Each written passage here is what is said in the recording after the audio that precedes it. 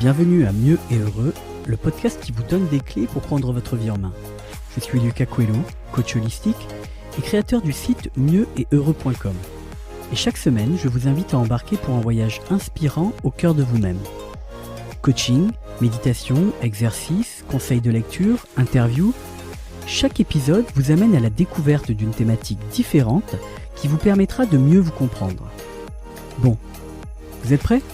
Allez, je vous emmène à la découverte de ce monde encore trop peu connu qu'est le bonheur. Bienvenue dans ce nouvel épisode de Mieux et Heureux. Alors, dans ce deuxième épisode, je vais vous donner plusieurs informations importantes pour que vous puissiez comprendre comment fonctionne votre mental, votre cerveau. On va parler de choses essentielles qui, lorsqu'elles sont intégrées, sont une vraie opportunité pour mettre en place les bases, les fondations d'un changement. En introduction à cet épisode, j'aimerais vous donner une citation du Dalai Lama que j'aime beaucoup. « Sème un acte, tu récolteras une habitude. Sème une habitude, tu récolteras un caractère. Sème un caractère, tu récolteras une destinée. » Autrement dit, change un geste, tu changeras une habitude. Change une habitude, tu changeras un comportement. Change un comportement, tu transformeras une destinée. Avant toute chose, il faut savoir qu'il n'est jamais trop tard, il n'est jamais trop tard pour changer. Jamais trop tard pour travailler sur soi, pour être heureux ou réaliser ses rêves. En stage, j'ai eu des personnes, un homme et une femme, qui avaient 71 ans. Donc, il n'est jamais trop tard pour commencer son chemin vers le bonheur. Donc, ceci étant dit, les informations qu'on va voir aujourd'hui sont vraiment importantes car elles nous permettent de commencer à voir certaines de nos habitudes ou de nos comportements et de prendre conscience de notre mode de fonctionnement. Bon, vous êtes prêts ? Allez, c'est parti pour ce deuxième voyage. Aujourd'hui, on va principalement parler de votre mental et de votre cerveau. Bon, déjà, vous allez vous rendre compte au fil des épisodes que j'aime parler avec des mots simples. Je ne vais pas commencer à parler du globe frontal, du cortex ci ou de la glande ça. J'aime les choses simples, les explications directes, qui permettent de ne pas se dire « Alors attends, là je mets sur pause parce qu'il faut que j'aille chercher la définition de ce qu'il a dit. » J'aime les mots justes, mais je crois aussi que parler un langage abordable est essentiel. Je vais donc vous parler de votre mental et de votre cerveau et vous expliquer des points qui sont à la fois très faciles à comprendre, mais essentiels à intégrer. Prenez un papier et un stylo, si vous le pouvez, sinon je vous invite à revenir plus tard pour noter les points.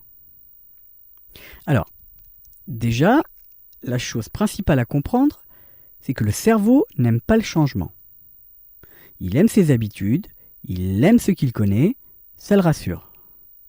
Pour la plupart des personnes, d'ailleurs, une grande majorité, le changement, ça signifie aller vers l'inconnu. Et l'inconnu, ça a une connotation négative. L'inconnu fait peur. L'inconnu, c'est dangereux. Ce qui, vous me l'accorderez, n'est fondé sur rien de rationnel, rien de logique. Pourquoi est-ce que le changement serait obligatoirement négatif ? Pourquoi l'inconnu serait toujours dangereux ? Cette façon de voir les choses dépend de notre système de croyance. L'inconnu peut être plein d'opportunités merveilleuses, mais pour la plupart des personnes, l'inconnu fait peur. Le mental a donc sa zone de confort, ce qu'il connaît, ce qu'il maîtrise, ce dans quoi il a un sentiment de sécurité. Et même si la situation dans laquelle on se trouve à ce moment-là n'est pas du tout agréable, souvent, il préfère ça à l'inconnu, parce que ça au moins, il en a l'habitude. C'est pas pour rien qu'on dit que l'humain est une créature d'habitude. Pour changer, il faut donc accepter de faire des deuils. Alors ça peut être le deuil d'une relation, le deuil d'un travail, de son confort financier, ou tout simplement le deuil de ses croyances et de sa façon de voir les choses. Donc, lorsqu'on essaye de mettre en place un changement, notre mental lutte de manière acharnée. Il veut retrouver ce qu'il connaît.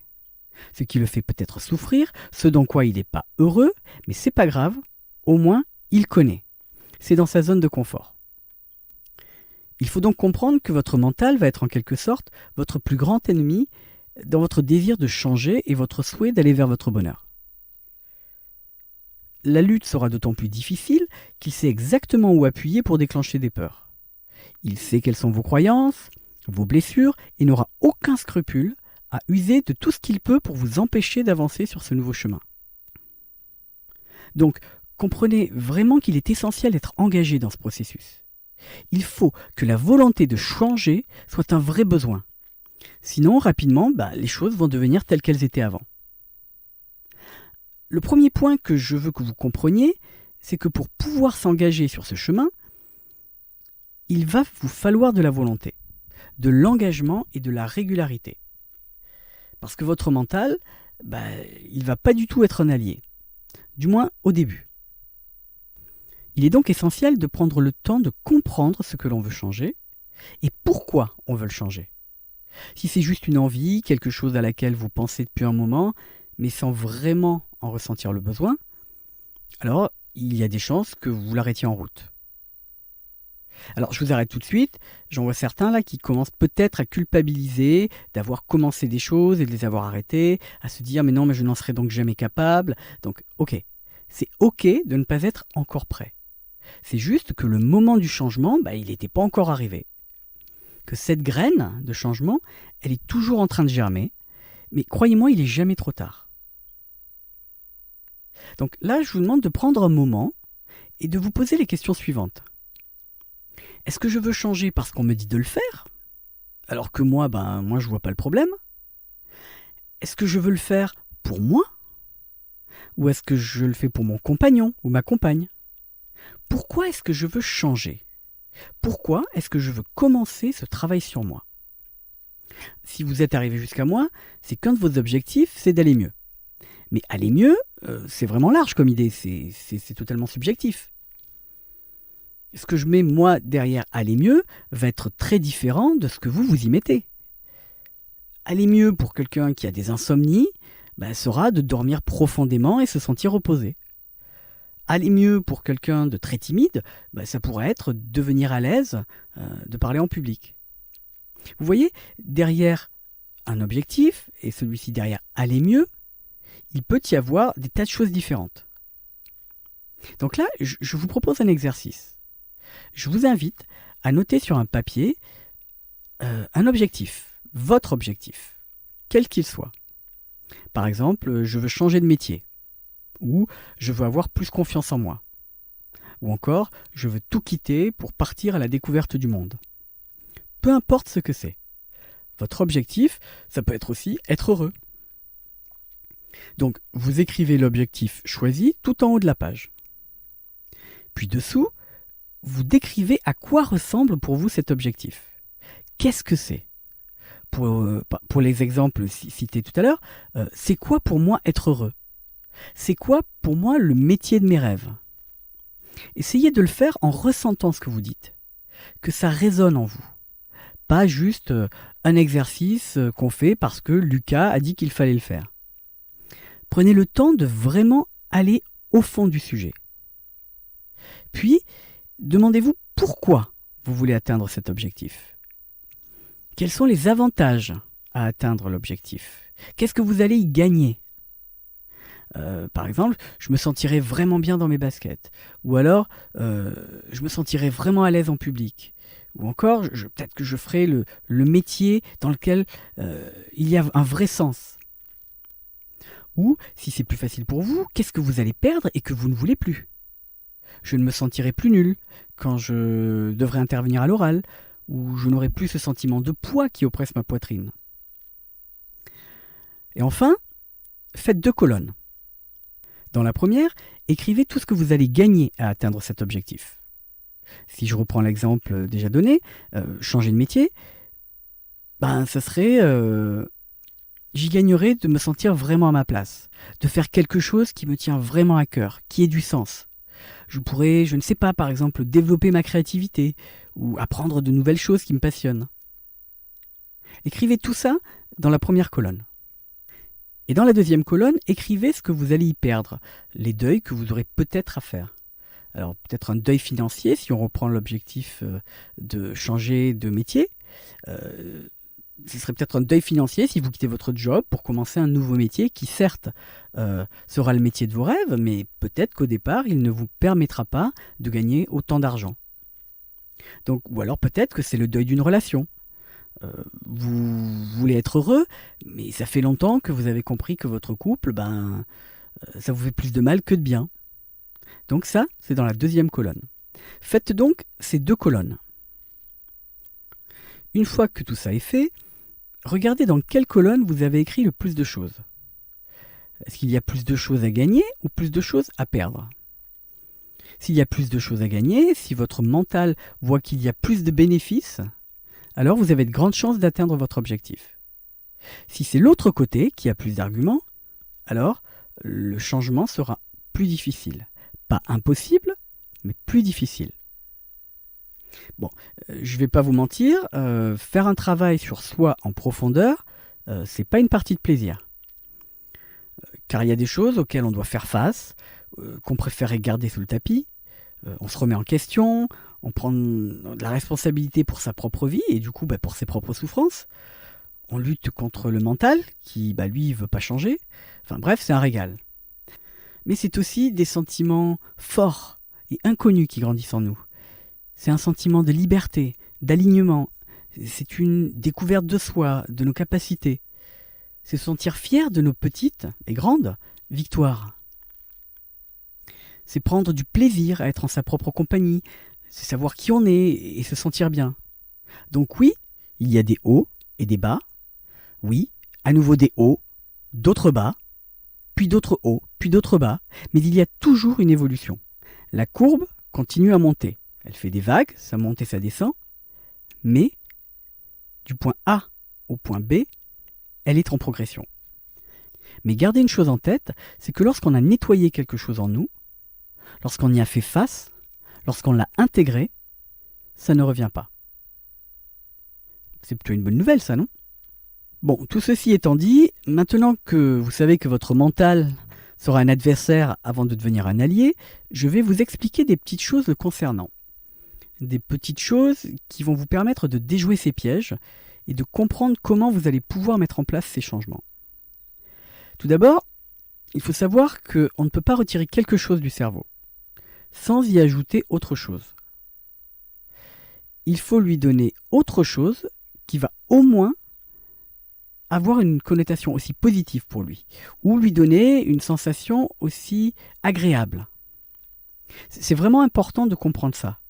On ne peut pas se réveiller un matin et se dire « bon, c'est décidé, je n'agis plus de la sorte ». Alors, c'est pas totalement vrai dans le sens où quand on se dit ça, il peut arriver que le mental ait déjà en tête autre chose qu'il considère mieux ou plus bénéfique. Par exemple, je quitte François, Louise ou qui que ce soit, car j'ai déjà en tête Pierre, Camille ou autre. Le cerveau considère que ce vers quoi il va est mieux. Il a un objet, là une personne, de substitution.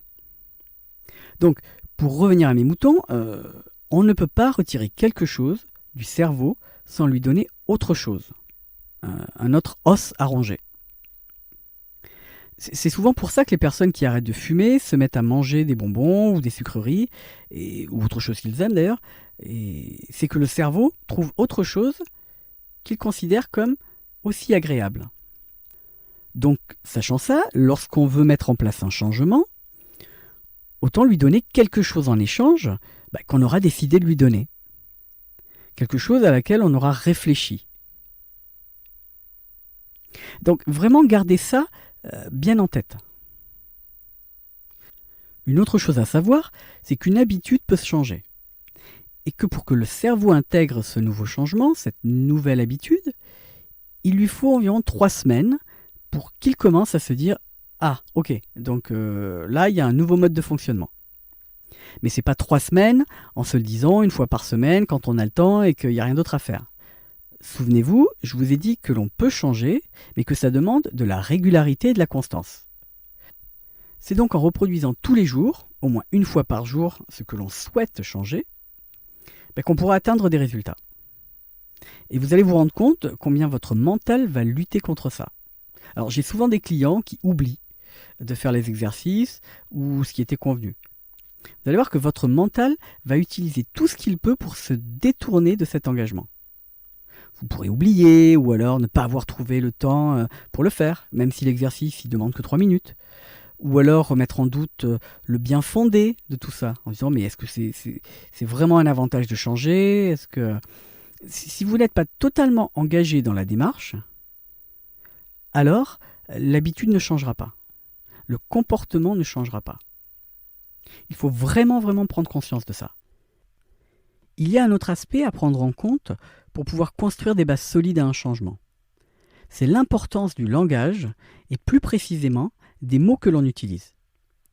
Ils ont une incidence directe sur nous, sur nos pensées et sur nos croyances, mais aussi sur les autres, sur leurs pensées et leurs croyances. Là, je fais surtout référence aux enfants, pour les parents, mais aussi aux adultes qui vous entourent. Gardez vraiment en tête que les mots ont un impact sur le cerveau.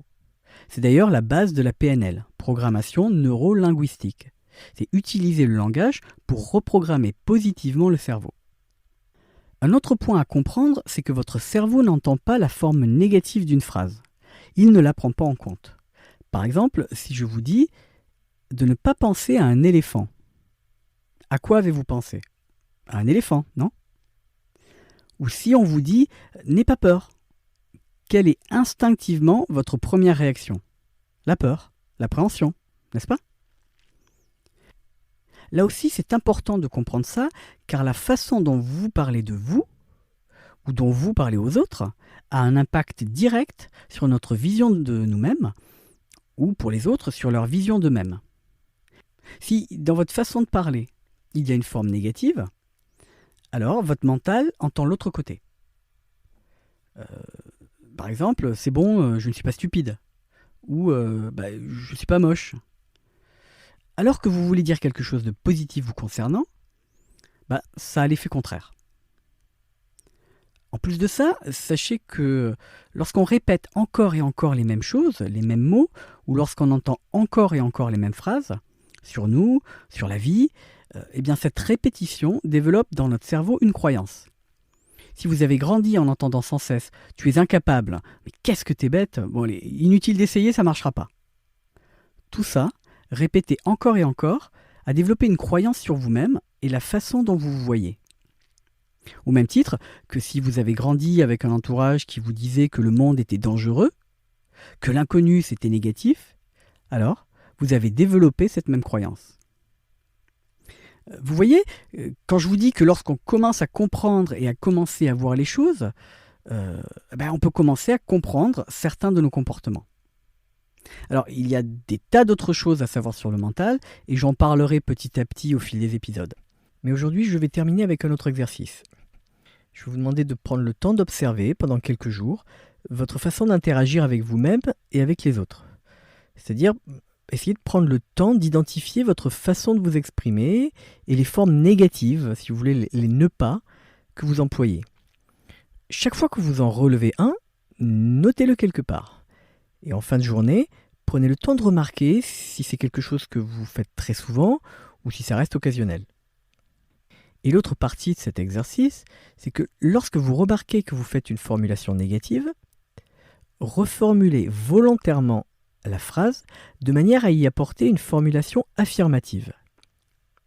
Alors, vous allez vous rendre compte au début que c'est vraiment pas un exercice facile, cet exercice de reformulation, mais avec le temps, vous remarquerez aussi que ces formulations affirmatives vont prendre le dessus et vont devenir une habitude, tout simplement.